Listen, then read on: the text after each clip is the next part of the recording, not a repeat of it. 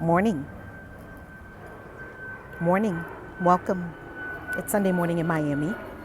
And I have a message in my spirit. I have a message to share with you. So let's get into it. Let's see. It says we're telling your followers that you're live. Yay! Hey followers. I don't know about followers because y'all are your own people. There's some interesting things going on here. Let me put on one of these filters that make me look like I got on makeup even though I didn't beat my face. Yeah, I like that one. I like that one. In my Cardi B voice. I like that one. Okay, let's talk about it. So I made a post on YouTube and Instagram, and peeps are going crazy. Like, what? You stopped praying? Yes, I stopped praying. And it didn't come to me as a distasteful. It's wonderful to pray. I've been praying for years and years and years. I love it. It came to me, it fell away. It fell away. So here's what I want to share with you. Ye are gods. Is there any way, doesn't the word say that? If you follow the Bible, doesn't the word say that? Ye are gods. There's no other way to put that. There's no other way that you can make it more plain and simple. Ye are gods. Now, you have been taught to believe that there is someone up there. You see that? You see that up there? Yeah. When I was little and I was being indoctrinated into Christianity, no hate on Christianity. I love anything that you love. Baby, if you love it and it works for you, I love it. I'm sharing with you my experience. And that's all we can do, family. All we can do is share with each other our own experiences and our own unfoldment and our own spiritual growth. And in the sharing, there may be inspirations, insights for you. In your sharing, there may be inspirations, insights for me. We're sharing. We're sharing. Because there's 7.5 billion people on the planet, and there are no 7.5 billion same experiences. So we get to honor it. There's a billion Christians on the planet. There's a billion different Christian experiences. Because there's a billion different people that are Christians, right? So when I was being indoctrinated into Christianity when I was a little girl, and it started when I was 3. The indoctrination started when I was 3. When I was a little girl, and they used to say, "Where's God? Where's Jehovah?" And we used to point up at the sky. That was the first indoctrination, that God is not here, that God is up there away from you. And if that continues in your life, you're going to have a treacherous, dreadful life. Because God is some faraway place up there. And I was pointing, and I remember being a little girl and going outside and saying to myself, I wanted to see him. And then they also told me it was a him, which is a big problem. It's another whole big problem. Anyway, they told me it was a him, and they told me he was up there. And he had a son, but he didn't have a wife and he didn't have a daughter. And I was looking around like, that's strange. Because all the people that I see men and women and other people that are whatever they want to be. And God is only he. And he only lives up there. And he only has one child. And he came here. But they told me that I'm God's child. I'm God's child, right? Yeah, you're God's child, but not really. Okay. So this whole story starts off a little convoluted. And if you're a little child, you're probably going to be confused by this story. Okay, so continuing. This is not a dig on Christianity. Not by any means, because I was a Christian witch for a very long time. And I was a Christian for a very long time. And it was beautiful. You are having your experiences that you're having for a reason, and it's beautiful. Okay. So they said he's up there. I remember being a little girl and walking outside and looking up and seeing, could I see his toe? I was looking like, could I see his foot? Maybe his foot is hanging out of heaven today. I can see it. Can I see him? No, you can't see him. How come I can't see him? No, you cannot see him because he's so much bigger than you, so much better than you, and you're the dirt of the earth. You're from the dust, and you will return to the dust. That's you. Well, nothing divine about you. Matter of fact, your essential nature is evil. Your heart is treacherous. Well, damn. Thank you for lifting my spirits. thank, thank you for giving me a little self-esteem. Damn. Yeah, that's you. Okay, well, how do we rectify this? Can I please not be the dust of the earth? Can I please rise? How do I just take myself out of this self-loathing? Because apparently I'm from the dust, I'm going to return to the dust, and enough, and I'm just dirt. Well, what's going to help you is that he has a son, and his son came here to save you because you need saving. I mean, the whole story, it's a beautiful story if you take it a certain way. If you take it from the very love, there's so much love in the story. There's grace in the story. There's redemption. It's one of the best redemption stories that you will ever experience or ever hear. It's a beautiful redemption story. It's so inspiring. Yet, on the other hand, it does have the potential to take you in another direction too. And the biggest issue is that you will not believe God is right here. And not even believe, because I don't talk about beliefs because I'm trying to get rid of all my beliefs. You won't even recognize, acknowledge that God is right here. This is God. You won't acknowledge it. And you will say that anyone who says that is a freaking heretic or a blasphemer.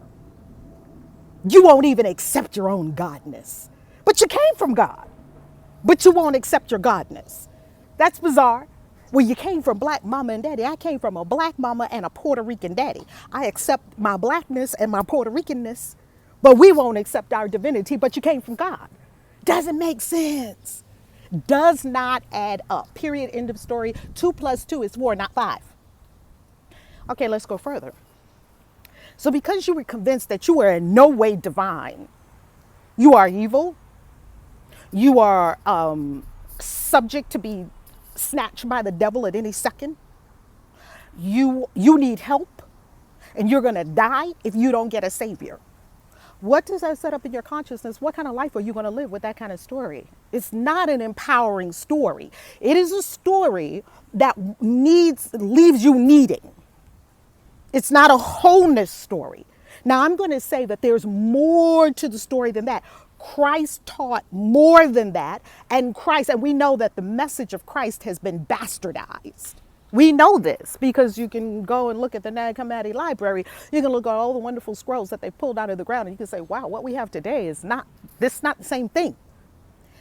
All good. That's a discussion for another day. You can see many of my videos on my YouTube channel all about me with evidence that maybe the story is how we received it is not exactly so.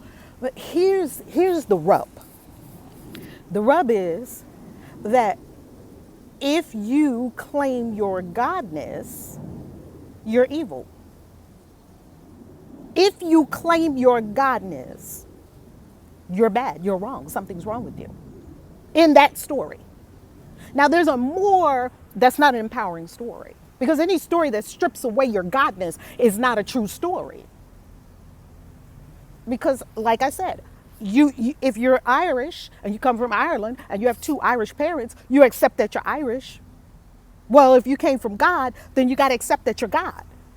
It doesn't make sense. If you come from God, you must have some God in you. How are you going to come from God and be pure evil? How are you going to come from God? God made you, right? How are you going to be created by God, but your heart is treacherous? It doesn't add up. I mean, just use some common sense, critical thinking. Now, this is how we all got these strange beliefs. We got these strange beliefs because the people who were perpetuating the beliefs had a vested interest in us staying powerless. I'm going to say that again. We received these beliefs and were taught them, and they were impressed upon us very much in a brainwashing fashion. Going to church is very much a brainwashing fashion. You gather all the people together. You have one person standing at the front propagating the beliefs. You have the music. You have the emotional part of it. You have the community part of it. You have the association that if I don't do this thing, I'm going to get punished. And if I do this thing, I'm going to get rewarded. It has all of the earmarks of brainwashing. Look up brainwashing. It's exactly what they do every Sunday in church. I'm not afraid to say it. They're brainwashing you. So now, no problem with church. Man, church is beautiful. And guess what? If you don't believe the shit they're telling you, it's beautiful.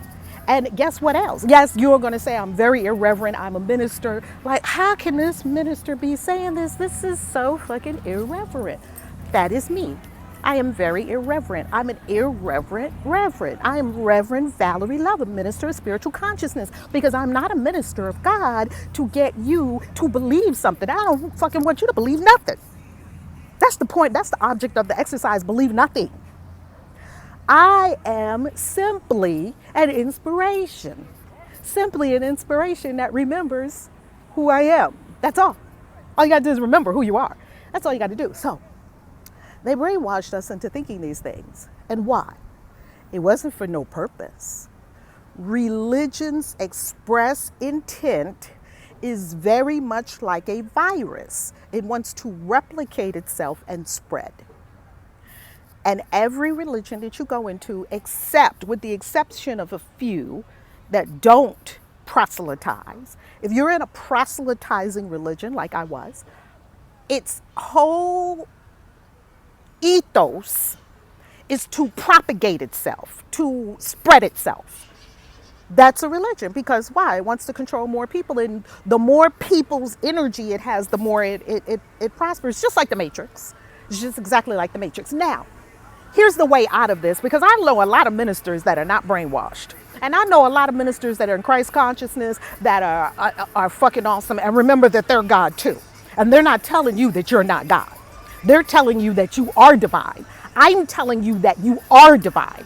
I'm telling you the same thing that it says in the word in veiled terms. Well, actually, it's not even veiled. It says, ye are gods. How hard is that to understand?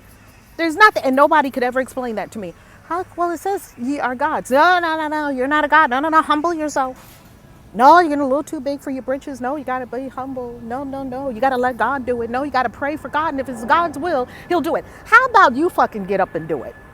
How about that? How about you stop sitting down waiting? God, is it your will, God? How about you get up and do it and see for yourself whether it works for you or not? I'm going to tell you something. I have waited for so many things in my life. I have waited and waited and waited for God's will. There's no such thing. There's no such thing as some overpowering will of some being in the sky and the heavens that wants you to do something. There's no such thing. Now, let me prove all of this to you, because you're going to say, this lady's crazy. This lady is just talking out the side of her neck.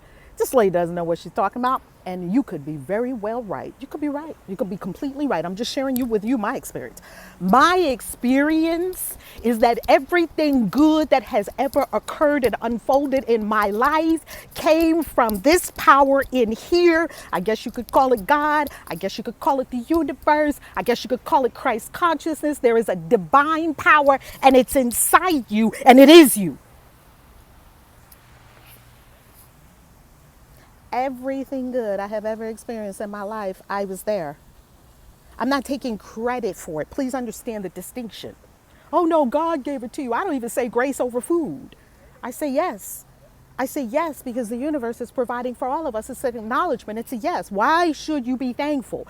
Here's why. There's something above gratitude. I asked upper realms this a long time ago. When I say upper realms, I mean the upper, the highest self. Right? This divinity that is in here, that is the whole universe. You know, some people say that the universe inside of you is bigger than the universe that's outside of you. So I went into the universe inside me, that is God, that is the infinite isness of being. I went in and I asked it a question. And I said, is there something above gratitude? It said yes. I said, well, what is it? What's above gratitude? Like, is gratitude the highest? Because you hear so many people talk about gratitude, be grateful, be grateful, be grateful, be grateful. And one day I was thinking to myself, God is not saying grace over food. Why? God is not eating food. This is what I do in my spare time. I ask questions of the universe. I'm asking myself, capital S, I'm not asking anything out here. Okay. Is there anything greater than gratitude? Yes. Well, what is it? Isness. Pure being. Pure being. Pure being. You see, there's nothing greater than pure being. I call it the isness. It doesn't have a name. It's formless. It's timeless. It's breathless. It's deathless. It doesn't have a name. It's who you are. It's what you are. It's a substance. Close your eyes and go into it right here, right now. Ha. Isness. It's not doing something. It's not trying to get you to believe something. I would offer that if someone is trying to get you to believe something, you ought to run. Every church I've ever been in, they're trying to get me to believe something. That's how I just instantly dismiss it. Because if you're trying to get me to believe something, I will instantly dismiss it. Because truth does not require your belief. Isness does not require your belief. You are it. It's almost like me. Okay, I'm a black woman. I walk into a store. You got to believe in your womanhood. Why would I believe in womanhood when I know I'm a woman? Whatever you are, woman, man, other. You know in your being what you are. I don't have to believe in it. Do you understand? I don't believe I'm a woman. I don't wonder, am I a woman? I don't pray to be a woman. It's what I am. You see, that's how you want to just correct your mind. So all these things that people have been trying to get you to believe, and we have believed them, let them go, because your beliefs are in the way of your acknowledgement of truth. The beliefs are in the way. I hope somebody knows what I'm talking about. Just remember who you are. That's all you have to do. You want to be happy, just remember who you are. Isness, pure being. And you're instantly happy. Why? Because the nature of isness is perfection, wholeness, beauty, and bliss. That is the essence. That is the true, pure essence of you. Isness is nothing but peace and bliss and happiness, and it doesn't suffer. So if you're suffering, if you're broke, if you, I've done all these things in my life. Oh, I was broke. I needed more money. Oh my God, I was so exhausted. Oh, I'm so unworthy. Oh my God, I'm so, and then arrogant to try to hide unworthiness, and then insecure, and then, oh, I feel powerful now, and then positive thinking and trying to go up. You can throw all that in the trash. You can throw it all in the trash. Isness, pure being. That's it. There's nothing more. I love you. ValerieLove.com. Be blessed. Kaisi out. Mwah. Peace. Delicious. How do I stop this? How do I stop the video? Oh, X.